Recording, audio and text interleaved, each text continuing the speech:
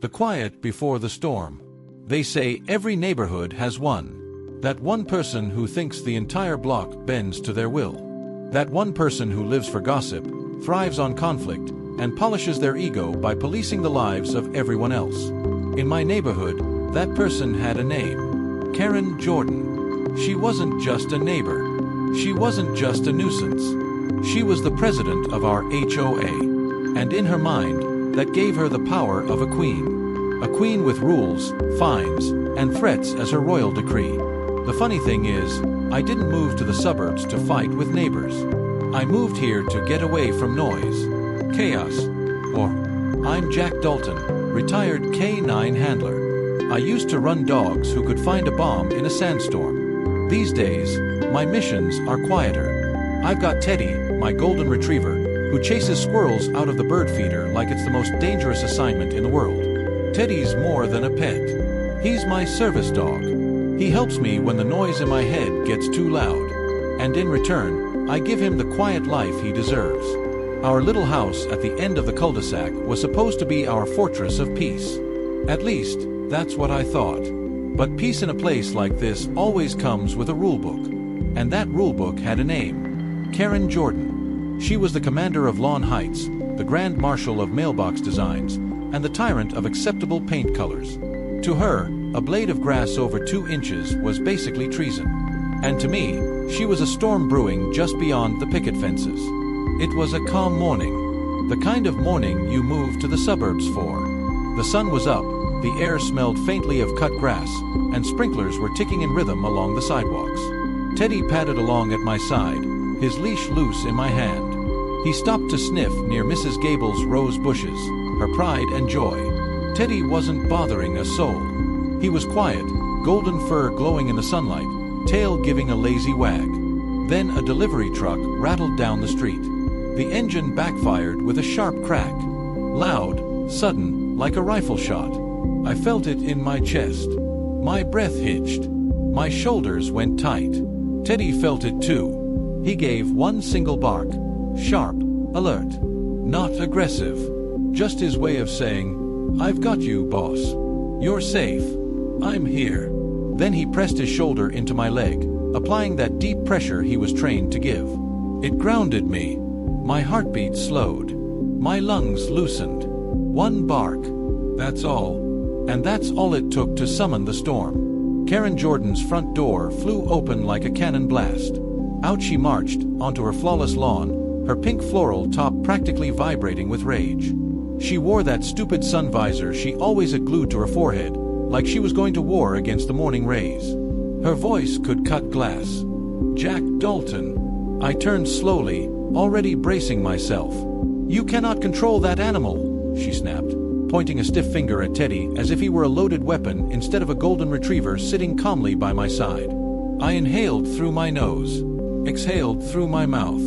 The way they taught me to do. "He's a service dog, Karen." He was startled, that's all. She scoffed so loudly I swear it echoed. "He is a menace," she declared, pitching her voice so half the street could hear. "He is constantly barking, threatening the peace of this community." That was a lie. A bold one. Teddy was quieter than the yappy purse dogs that lived 3 doors down. If he barked twice a week, it was unusual. But Karen didn't care about the truth. When she decided something, reality bent to her will. "He barked once," I said evenly, keeping my tone calm. "We're leaving." I tugged Teddy's leash gently, and we turned to walk away. But Karen wasn't done. She never was. A couple of neighbors had already started peeking out from behind curtains.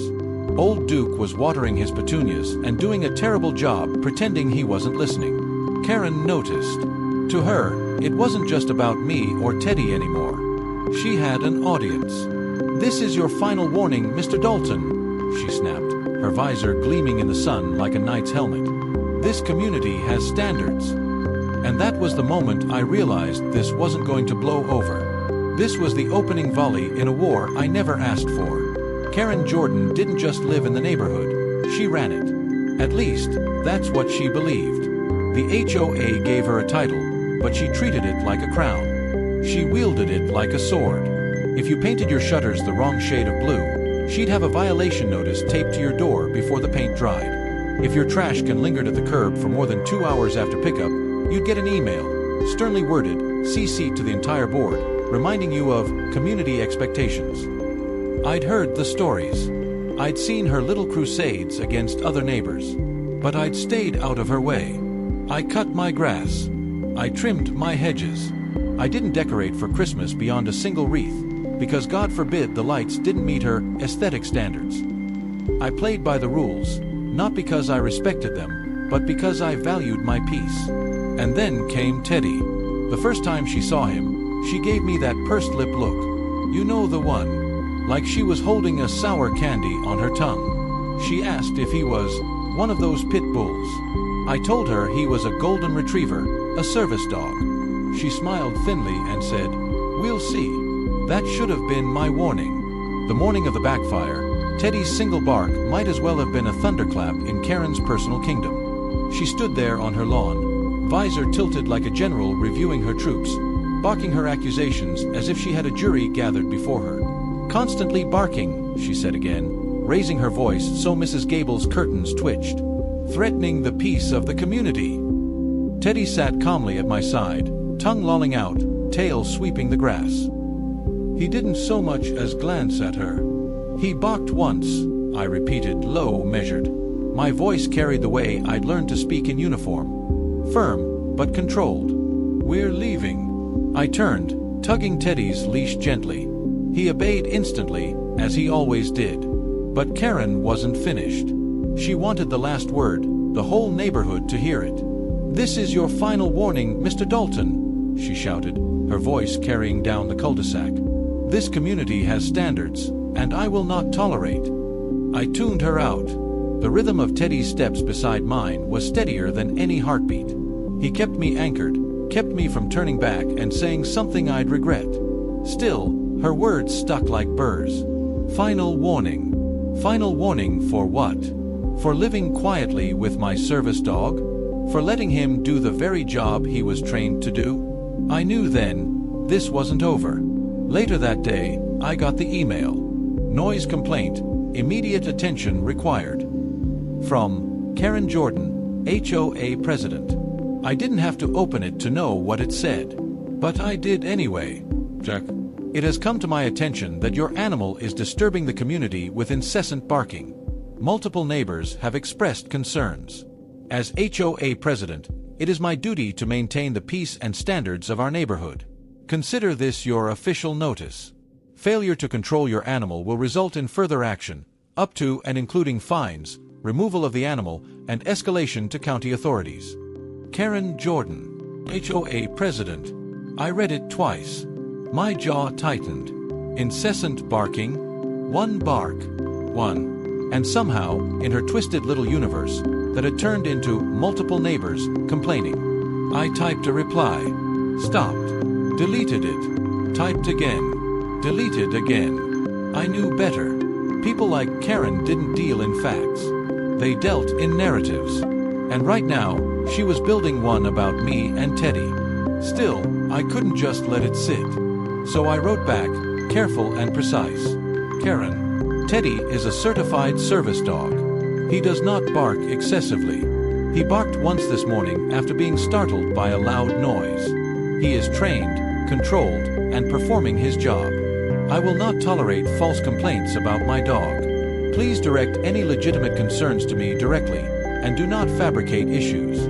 Jack Dalton. I hit send. My hands were trembling, not with fear, but with restraint. Because deep down, I knew this was just the beginning. The next few days passed quietly, at least on the surface. Teddy and I kept to our routine. Morning walks, quiet evenings, the comfort of his steady presence beside me. He'd nudge me when the memories crept in too heavy, apply pressure when the panic started to rise. He was more than a dog. He was my lifeline. But I could feel the eyes. Curtains twitching when we passed. Conversations cutting off when I approached. Karen had been busy, planting seeds, whispering about the dangerous dog on the block. It didn't matter that Teddy was gentler than most toddlers. It didn't matter that his worst crime was stealing socks from the laundry basket. Karen was painting him as a threat, and some people were starting to believe it. I told myself to ignore it, to let it go, to focus on Teddy, on my peace. But peace doesn't last long when someone's determined to destroy it. 1 week later, it escalated. It was another morning walk. Same quiet street, same sprinkler song, same roses by Mrs. Gable's yard. Teddy sniffed, tail wagging, leash loose. And then, the sound again. Another truck, another backfire. Teddy startled, barked once, pressed into me, grounding me. And just like before, Karen's door slammed open. This time, though, she wasn't empty-handed. She stormed out onto her lawn, a spray bottle clutched in her fist like a weapon. "That's it," she screeched, charging forward. "I warned you, Jack Dalton. That animal is a menace, and I won't have him terrorizing this neighborhood." Before I could react, before I could even process, she aimed the spray bottle and let loose. A sharp, acrid mist hit Teddy square in the face. His eyes squeezed shut. He yelped, stumbling back, pawing at his snout. Time slowed. My chest locked. My vision tunneled. The HOA president, the self-proclaimed queen of beige siding, had just sprayed my service dog. The mist hung in the air like poison. Teddy staggered, pawing at his muzzle, shaking his head. His golden fur glistened with wetness, his eyes squeezed tight against the sting. For a split second, I froze. My brain couldn't compute it, couldn't process that a grown woman, the president of the HOA, had just marched out of her home and assaulted a service animal. Then heat rushed through me. My fists clenched. My pulse pounded in my ears. "What the hell are you doing?" I roared, surging forward. Karen didn't flinch. Her visor caught the sunlight, her jaw tight with self-righteous fury. She jabbed the bottle toward Teddy again like she was spraying weeds. "This beast is dangerous," she shouted. "It's barking, it's aggressive, it doesn't belong in this neighborhood." Dangerous. Teddy. He was whimpering now, pressing himself against my leg, looking up at me with eyes clouded from the spray. My chest tightened. I dropped to one knee, cupping his face, whispering steady words. "I've got you, buddy. I've got you." Neighbors were spilling onto porches now. Curtains pulled back wide. A couple of kids stopped their bikes at the end of the street, watching with wide eyes. And Karen, she preened under the attention. She wasn't ashamed. She wasn't even worried. She was proud of herself. "Everyone saw it," she cried, her voice carrying down the block. "This dog barked again. This animal is a threat, and I will have it removed before it hurts someone." I stood, slow and deliberate, my body shaking with the effort to keep control. Teddy pressed against my leg, trusting me, grounding me even through his own pain. I pointed at her, my voice low but cutting like steel. "You just committed a crime." Her smirk faltered. "Just a flicker." "This is your final warning, Mr. Dalton," she shot back, trying to recover. "Control that mutt, or I will have the HOA file for his removal. I'll have him labeled dangerous.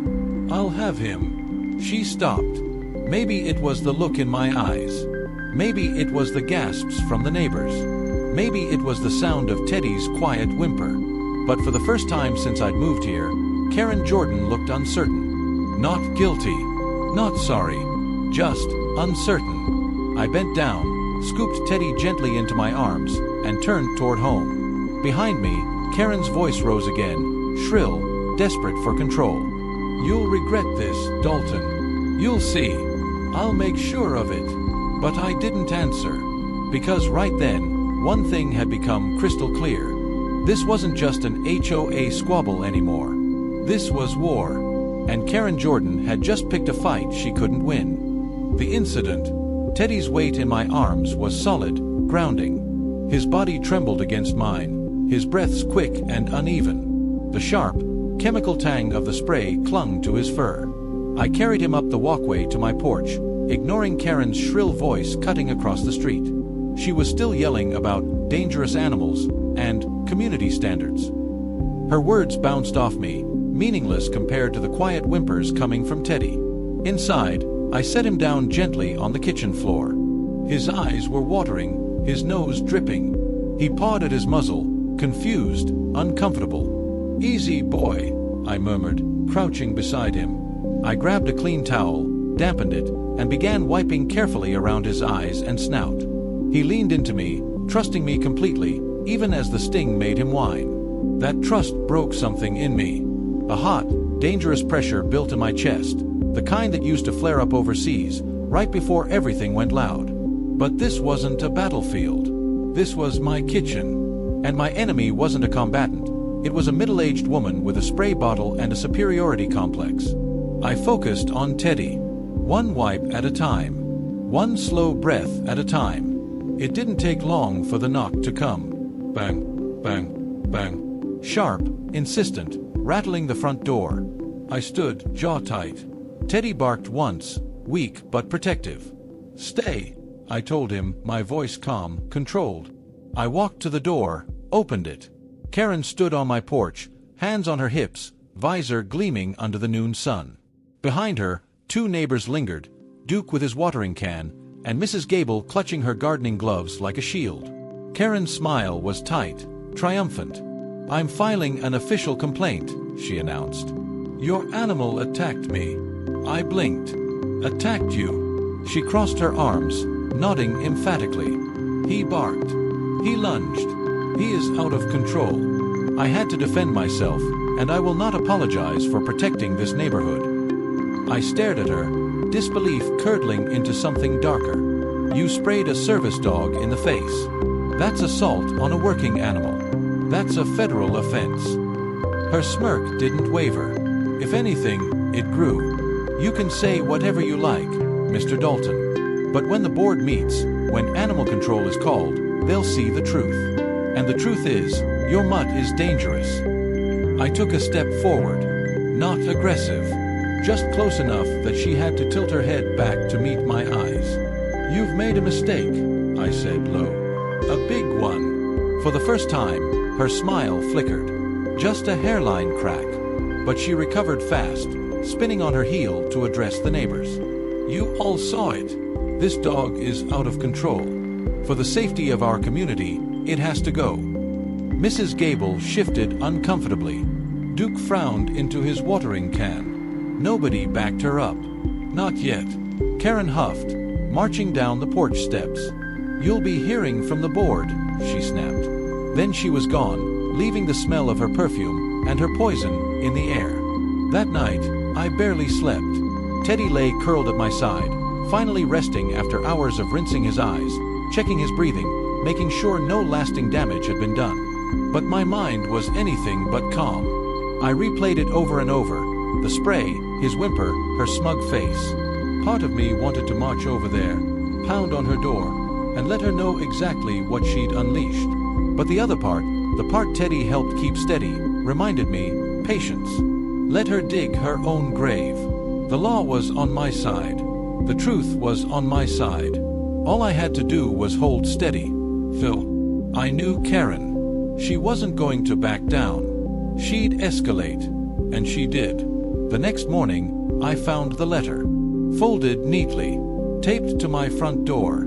HOA violation notice. Resident, Jack Dalton. Violation. Noise disturbance, aggressive animal. Fine, $250. Due immediately. Additional notes. Resident has been warned multiple times regarding the disruptive and dangerous behavior of his animal. Failure to comply with HOA guidelines will result in further fines, potential removal of the animal, and escalation to local authorities. Karen Jordan, HOA President.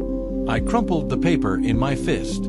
This wasn't just harassment. This was strategy. She was building a case, brick by brick, lie by lie. And she wasn't just after me. She was after Teddy. I snapped a photo of the notice, then smoothed it out and set it on the counter. Documentation. Evidence. Because I had a feeling I was going to need it. It didn't take long for the confrontation to spread beyond the HOA. By noon, 2 county officers were parked at the curb. Word spread fast. Neighbors gathered on lawns, phones in hand, eyes wide with the promise of drama. Karen was already outside, visor gleaming, waving her arms as she spoke to the officers. I couldn't hear the words, but I could read her body language clear as day. She was selling her story. Exaggerated gestures, wide eyes, pointing toward my house like it was harboring a rabid wolf. I felt Teddy at my side, his body tense but steady. I rested a hand on his head. "Time to show them the truth, buddy," I murmured. We stepped outside together. The crowd outside was thicker than I expected. Half the cul-de-sac had gathered, people leaning on porch rails, kids sitting cross-legged on the curb, phones pointed like I was the evening's entertainment. Karen stood front and center, visor gleaming like battle armor, voice carrying as she spoke to the 2 county officers. And I told him repeatedly that the barking was intolerable. The lunging, the aggression. This dog is a threat, and he refuses to control it. The younger officer, tall and wiry, scribbled in a notepad. The older one, stocky with a mustache that screamed 20 years on the force, kept his arms crossed, eyes steady on Karen as if he'd heard this routine 100 times before. I walked down the steps with Teddy at my side. He moved calmly, leash loose, golden fur glinting in the afternoon light. His eyes were clearer now, though the faint redness lingered from the spray. Conversations hushed as we approached. Karen's head snapped toward me, eyes narrowing.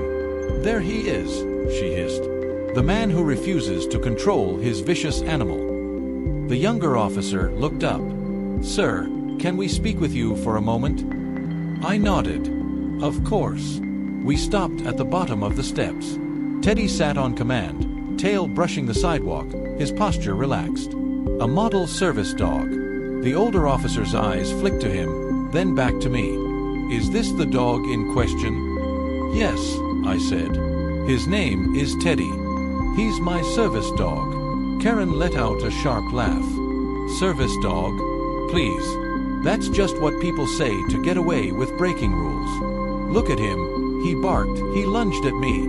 I had no choice but to defend myself. I clenched my jaw, forcing calm into my voice. Defend yourself? You sprayed a chemical into my service dog's face. In front of witnesses. Gasps rippled through the crowd. Mrs. Gable whispered something to Duke. The kids on the curb exchanged wide-eyed looks. The younger officer raised a hand.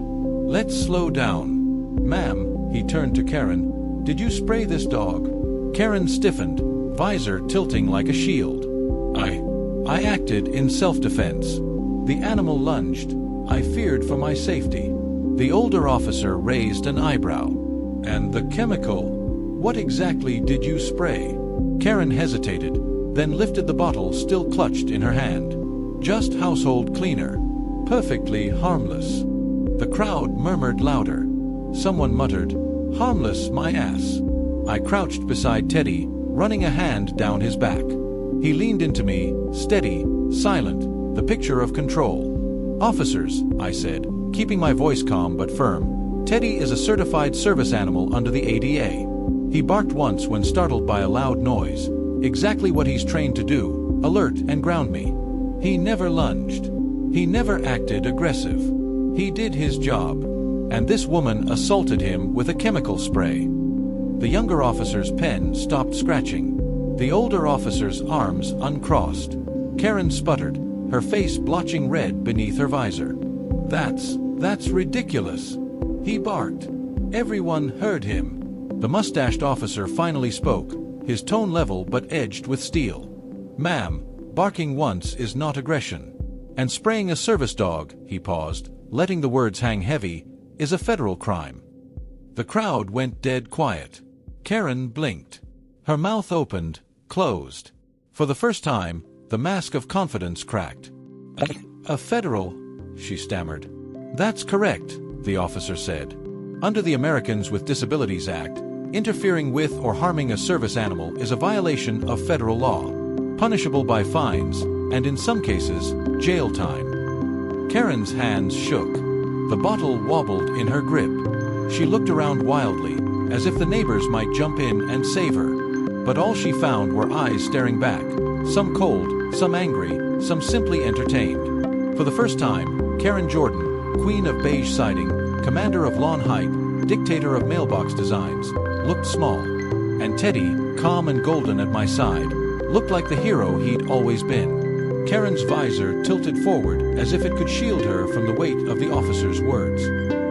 "A federal crime," she whispered again. the edges of her voice fraying. The mustached officer nodded. Yes, ma'am. Federal. Harming a service animal is no different than interfering with medical equipment or assaulting the person relying on it. That's the law.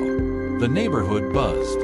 Phones angled higher, fingers flying as people recorded, texted, shared. For once, it wasn't Karen in control of the narrative, it was everyone else. Karen's lips twisted into a brittle smile. Well, surely, this is being blown out of proportion. I was just protecting myself. You can't honestly expect me to believe. The younger officer cut in, sharp. Ma'am, did this dog bite you? Scratch you? Make physical contact of any kind? Karen blinked. No, but he barked. That's not an attack, the officer said flatly. She sputtered. He could have. He's unpredictable. The older officer gestured toward Teddy, who sat calmly at my heel, head tilted slightly as if he were listening to every word. His tail brushed the concrete once, twice, patient as ever. Unpredictable, the officer said. This dog looks better trained than most people's kids. He hasn't moved since we walked up. Laughter rippled through the crowd. Mrs. Gable actually snorted, covering it quickly with her glove. Karen's face turned crimson. She opened her mouth to retort, then caught sight of half a dozen phones recording her every twitch. The words shriveled on her tongue. The younger officer turned to me. Sir, can you provide documentation that Teddy is a service animal? I nodded, pulling my wallet from my back pocket. Inside was a laminated ADA card, along with Teddy's certification paperwork. I handed them over. The officer scanned them quickly, then handed them back. Everything looks in order. Thank you. Karen's eyes narrowed. Those can be faked. Anyone can print a card. The officer raised a hand. Ma'am, service animals do not require registration. This documentation is sufficient, but frankly, the dog's behavior speaks for itself. Another wave of murmurs swept the street. Someone muttered, "She's cooked." The older officer finally addressed the crowd. Folks, I need to make something clear. Harming or interfering with a service animal isn't just a neighborhood issue. It's not an HOA violation. It's federal law. What we're looking at here could result in serious charges. Karen froze. Her visor slipped slightly on her forehead, no longer perfectly aligned. I didn't know, she stammered. Nobody told me it was federal. I was just trying to keep the peace. That's my job as HOA president. Your job, the officer cut in, does not include assaulting a working dog. The words hit like a gavel. Final. Heavy. A silence stretched. Even the kids on the curb had stopped whispering. Then Duke, of all people, spoke up. His gravelly voice carried across the lawn. She's been on his case since day one. That dog doesn't bother a soul. Quieter than half the yappers around here. Mrs. Gable nodded, clutching her gloves tighter. I saw it. Teddy barked once, just once. He didn't lunge. Karen sprayed him without cause. More voices chimed in. Small at first, then louder, until the tide had turned. She's always going after someone. Finally caught on camera. Poor dog. Karen spun in place, visor askew, eyes darting from neighbor to neighbor as if searching for an ally. But there were none. Not today. The mustached officer scribbled something in his notepad, then looked up at me. Mr. Dalton, we'll need you to give a statement. We'll also need to document Teddy's condition, any vet visits, any evidence of harm. I nodded. Understood. He turned to Karen. And ma'am, we'll need you to come down to the station to provide your statement as well. You're not under arrest at this moment, but you are being investigated for interference with a service animal. The color drained from her face. Investigated, she squeaked. Yes, ma'am, he said firmly. Federal investigation. I strongly suggest you speak carefully. Karen's mouth opened, closed, opened again. But for once, no words came. She just stood there, visor tilted, spray bottle dangling uselessly from her hand, frozen in the sunlight like a garden statue. And in that silence, Teddy pressed his head against my knee, calm and steady. My anchor. My proof. This wasn't over. Not by a long shot. But the balance had shifted. For the first time since I'd moved here, Karen Jordan wasn't the one holding power. The fallout. The crowd broke slowly, like waves receding after a storm. Neighbors peeled off their porches, murmuring to each other, heads shaking, phones tucked away with the promise of replaying the spectacle later. Karen stayed frozen at the curb, her visor tilted, the spray bottle limp in her grip. For once, she wasn't issuing orders, wasn't barking violations, wasn't even breathing loud enough to hear. She just stood there, stiff as a scarecrow, as the officers wrapped up their notes. I kept a hand on Teddy's head. He leaned into me, steady, calm, though his eyes still watered faintly from the chemical. The sight fueled me with a mix of anger and resolve. The mustached officer gave me a firm nod. "We'll be in touch, Mr. Dalton. Keep all documentation.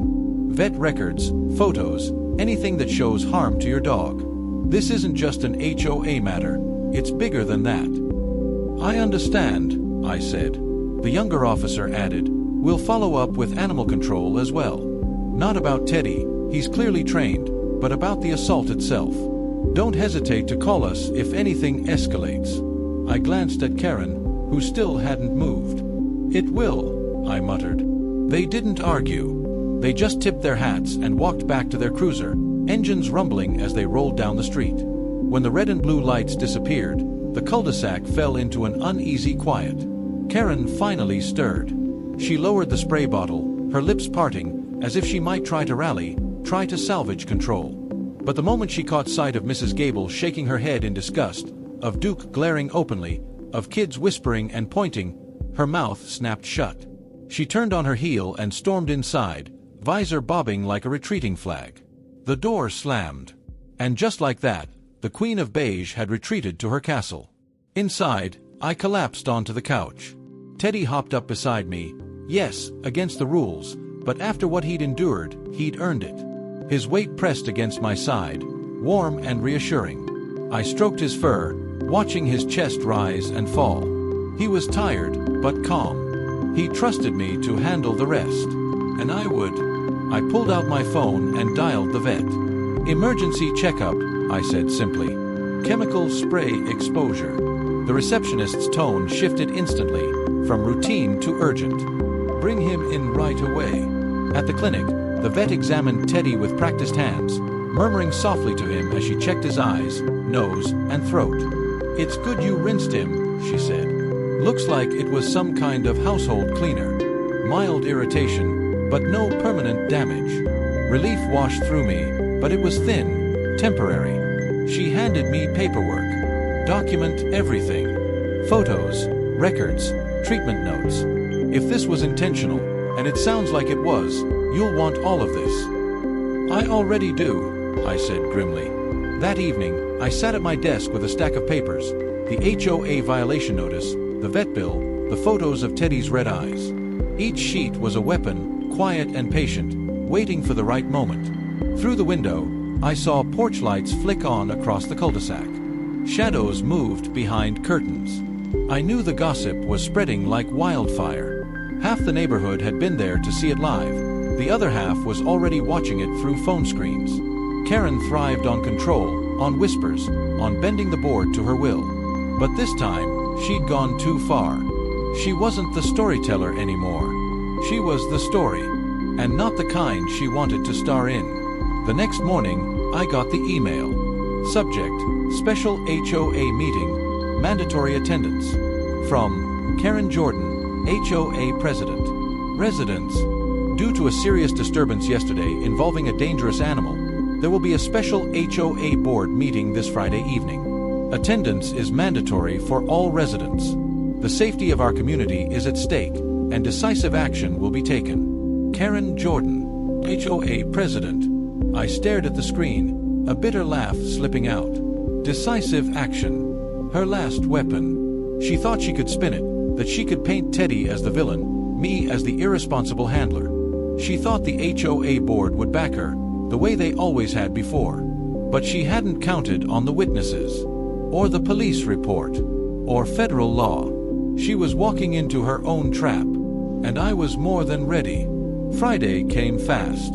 The meeting was held in the community center, a beige brick building as bland and stiff as the rules Karen enforced. Folding chairs lined the room, neighbors filling every row. The buzz of chatter was electric.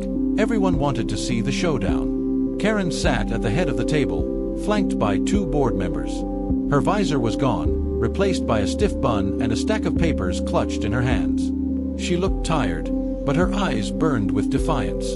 The room hushed as she stood. "Residents," she began, voice crisp, "we are here tonight to address a threat to the safety and peace of our community. Mr. Dalton's animal, service dog," someone corrected from the back.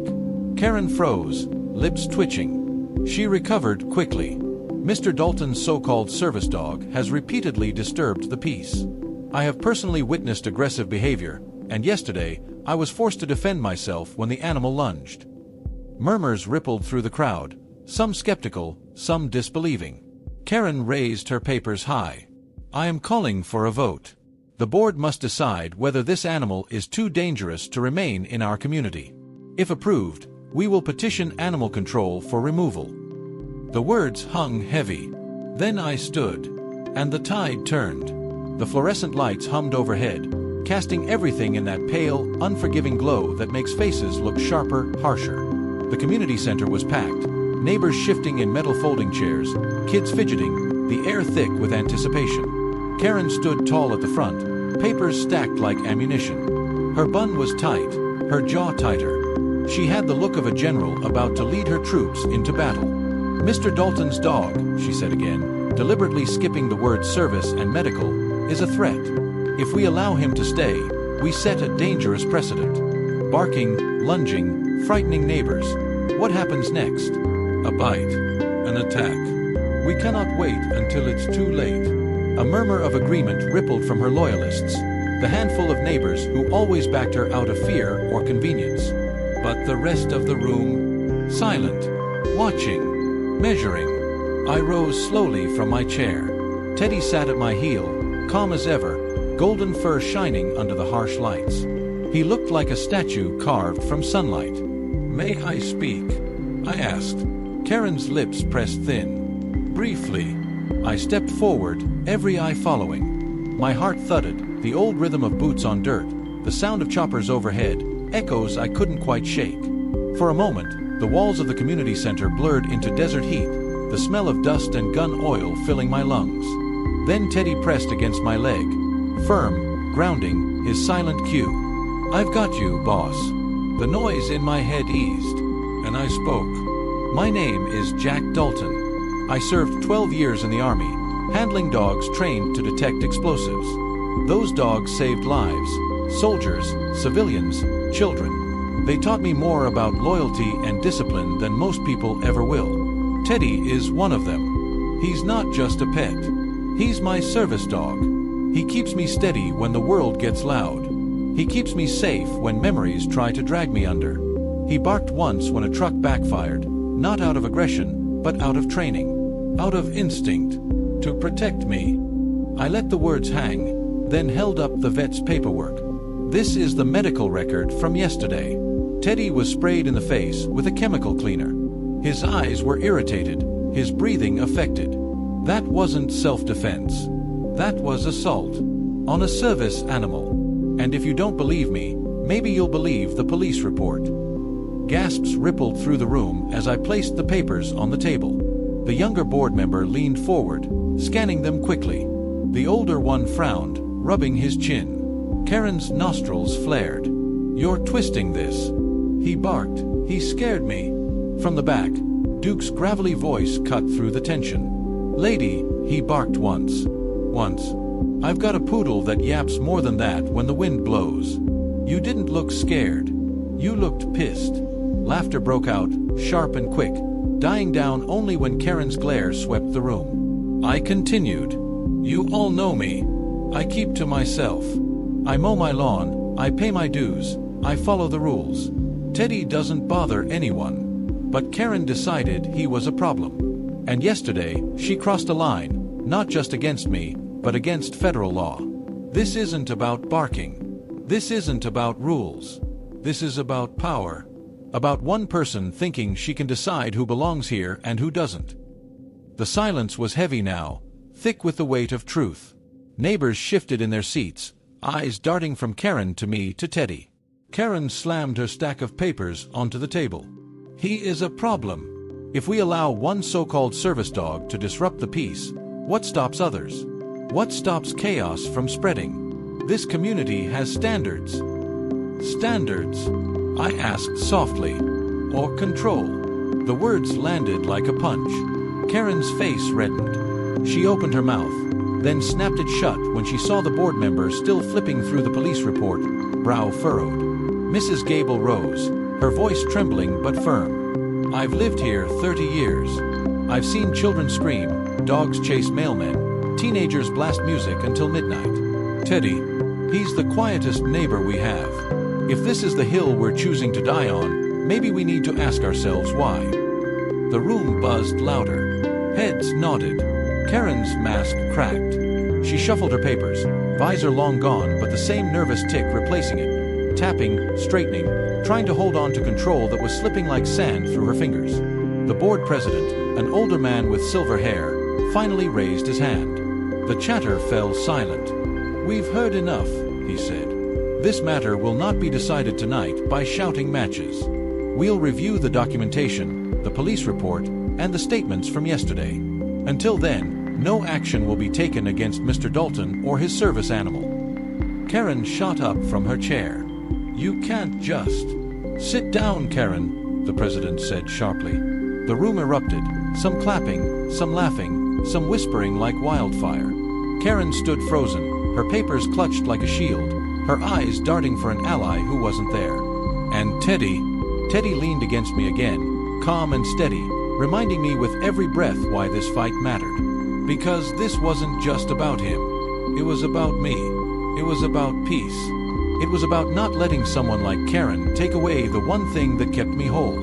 The meeting ended not with a bang, but with a ripple. People filed out in clusters, conversations buzzing like hornets stirred from a nest. Some shot me nods of support, quiet affirmations that I wasn't alone. Others kept their heads down, wary of choosing sides openly. Karen stayed planted at the front table, papers clutched in her hands like weapons she wasn't ready to surrender.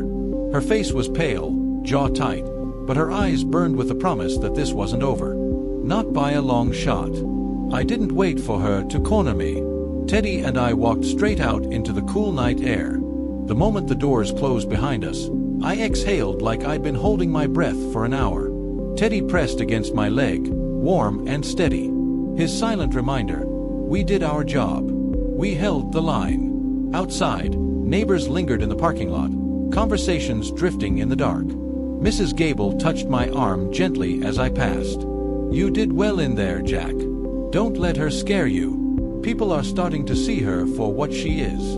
Duke grunted in agreement, arms crossed. About damn time. I gave them both a nod of thanks, but didn't linger. Support was nice, but talk was cheap. What mattered now was action. That night, sleep didn't come easy. I lay awake listening to Teddy's breathing at the foot of the bed. Steady, rhythmic, the kind of sound that kept me tethered when memories clawed at me in the dark. But tonight, the noise wasn't from the past. It was from the present. Karen's words, sharp and venomous, echoing in my skull. Dangerous. Threat. Standards. I'd faced worse enemies than her. But the battlefield was different now. No sand, no gunfire, no comrades at my side. Just me, Teddy, and a neighborhood queen drunk on power. And sometimes, that kind of enemy was the hardest to fight. The following days were a storm of whispers. On my morning walks, I felt eyes on me from behind curtains. Some faces were friendly, offering nods and smiles. Others were cold, tight-lipped, the kind that clung to Karen's words like gospel. At the mailbox, a neighbor I barely knew leaned close and whispered, "She's been running this place like a dictatorship for years. Maybe this will finally take her down." At the grocery store, another muttered, "Careful, Jack. She's not the type to back off." And they were right. Karen wasn't retreating. She was regrouping. Flyers appeared on doorsteps. Bold black letters reading, "Protect our community. Dangerous dog on the loose. Action needed now." each one stamped with her signature at the bottom. The first time I saw one, Teddy sniffed it, then sat calmly as if to say, This is what she's afraid of. I crumpled it in my fist. My anger simmered, but I forced it into resolve. She wanted me to lash out, to prove her right. I wouldn't give her that satisfaction. Instead, I built my case. Every vet bill, every police note, every photo of Teddy's irritated eyes went into a folder. I gathered witness statements, Mrs. Gable, Duke, even the kids who'd seen it happen. Piece by piece, I assembled the truth. Not just for me. For Teddy. For every veteran who relied on a service dog. For anyone who'd ever been bullied by someone drunk on power. Because this wasn't just about an HOA. It was about drawing a line. And I'd spent my whole life holding lines. Karen, meanwhile, was unraveling. Her once perfect lawn went unmowed for a week, dandelions daring to poke through like tiny rebellions. Her morning power walks stopped. Her visor disappeared. But behind closed doors, I knew she was plotting. She'd lost the room, lost the optics, but she still had allies on the board. And people like Karen didn't just quit. They doubled down. The next HOA newsletter hit inboxes with a reminder about animal control ordinances. Thinly veiled. Clearly aimed at me. But the tide had shifted. Replies flooded the community email chain. Residents defending Teddy. Residents questioning Karen's leadership. Residents calling for her removal instead. For the first time, she wasn't untouchable. One evening, as Teddy and I walked past her house, her blinds snapped shut. But not before I saw her silhouette, stiff, watching, clutching something in her hand. Fear. That's what it was. Not authority. Not control. For once, Karen Jordan was afraid. And that was when I knew this fight was far from over. But the battlefield had changed. It wasn't me on trial anymore. It was her. The HOA board met again 1 week later. Not in the community center this time, but in the cramped library of the elementary school down the road. Smaller space, fewer chairs, more controlled. Karen thought that would help her. It didn't. The room was packed. Residents stood shoulder to shoulder along the back wall. Every folding chair was filled. The buzz of whispered conversations was louder than the humming AC unit. Karen sat at the front, papers stacked, lips pressed into a thin line. Her bun was looser than before, stray wisps escaping around her temples. She looked tired, worn. But her eyes still carried that stubborn fire. The board president cleared his throat. This meeting is to address the incident involving Mr. Dalton's service dog. We've reviewed the documentation, the police report, and statements from multiple witnesses. Tonight, the board will deliberate. Karen shot to her feet before he could continue. With all due respect, there's nothing to deliberate. That animal is dangerous. He barked, he lunged, he... Sit down, Karen, the president said again, firmer this time. Gasps and whispers spread. 4 years, nobody had spoken to her like that in public. Her cheeks flushed crimson, but she sat. One by one, neighbors were allowed to speak. Mrs. Gable stood, her voice steady despite her shaking hands. I was there. Teddy barked once when startled, then sat calmly. The only aggressive act I witnessed was Karen spraying him in the face. Duke followed, gravel in his tone. I've been in this neighborhood longer than anyone. If you start calling that dog dangerous, you'll have to call half the damn pets here dangerous too. He's better behaved than most of us. Laughter rippled, lightening the tension. Others chimed in, parents, kids, even a mailman who happened to be in the area that day. One by one, the weight of testimony crushed Karen's version of events. By the time it was my turn, there was nothing left to prove. I stood, folder in hand.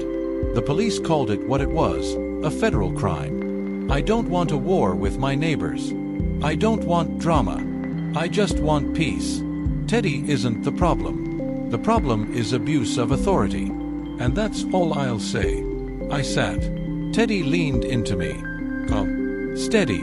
My anchor. The board went into a brief recess, huddling at the front of the room. Karen hovered at their side, whispering furiously, hands waving, papers thrust at them like weapons. But the board members' faces told the story. Tired, skeptical, done with her games. 10 minutes later, the president returned to the microphone. The board has reached a decision. Effective immediately, there will be no action taken against Mr. Dalton or his service dog. Further, we will be reviewing conduct within the HOA itself. This board does not condone harassment of residents. The room erupted, applause, cheers, even a few shouts of "finally." Karen shot up, face blazing. "You can't do this. I am the president. I decide what's condoned." But her words were drowned out by the sound of her neighbors, the very people she'd lorded over for years, clapping for her downfall. The president didn't even look at her. "This meeting is adjourned."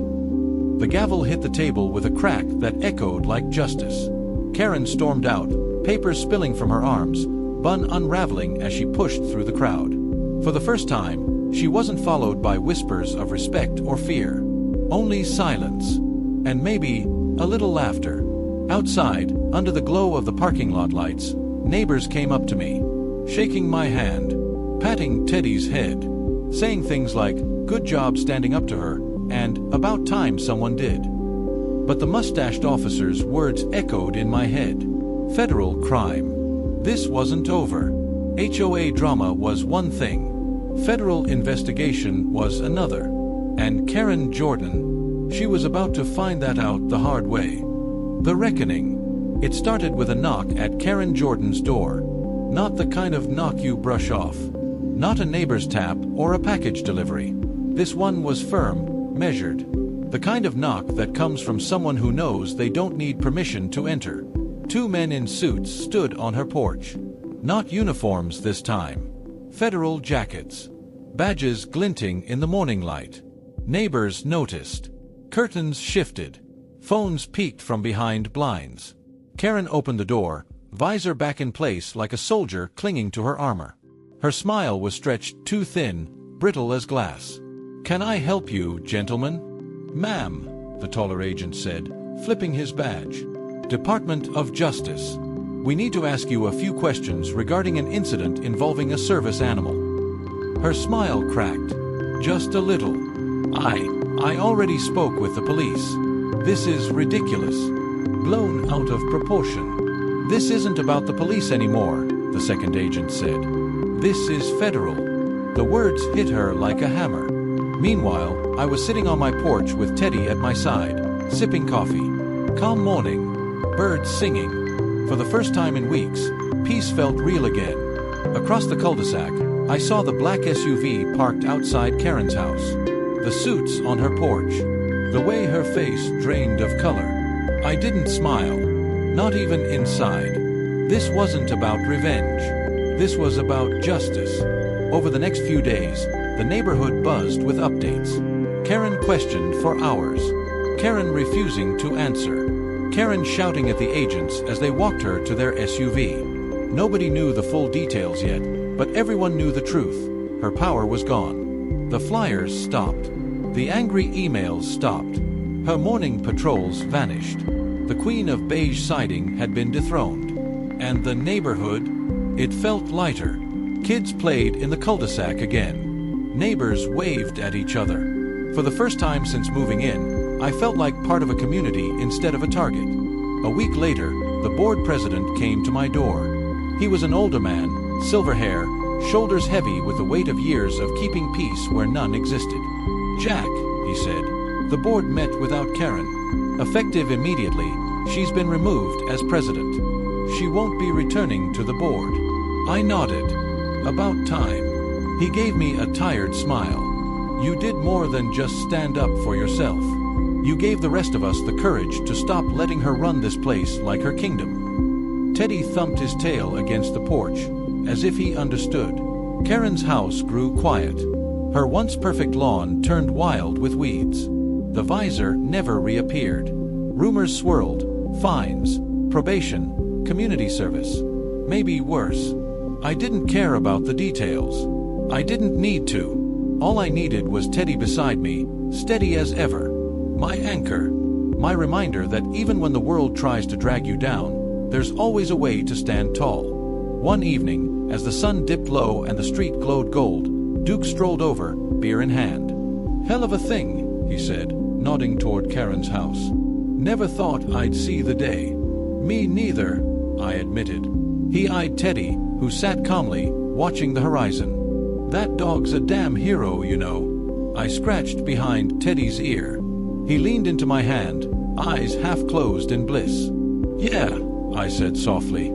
"He is." And for the first time in a long time, the peace in my head matched the peace around me.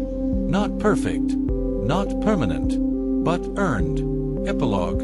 3 months later, the cul-de-sac was unrecognizable. Lawns weren't perfect anymore, and nobody cared. A few dandelions here, a patch of clover there. Mailboxes mismatched. A kid's basketball hoop left at the curb.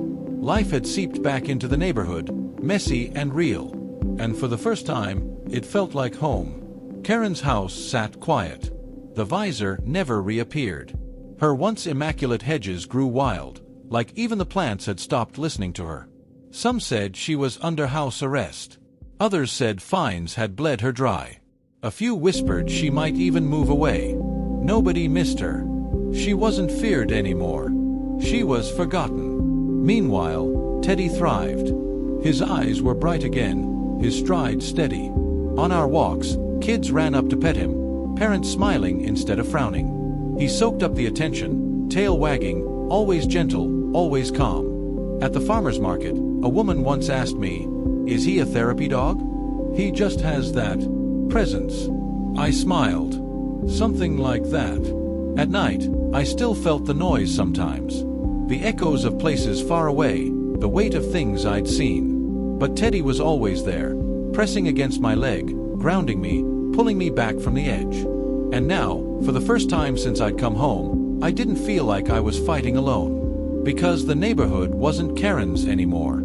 It was ours. One evening, Duke ambled over, beer in hand as usual. He nodded at Teddy, sprawled out on the porch with his head on my boot. "You know," he said, "ever since that day, this place has felt lighter. Like we can breathe again."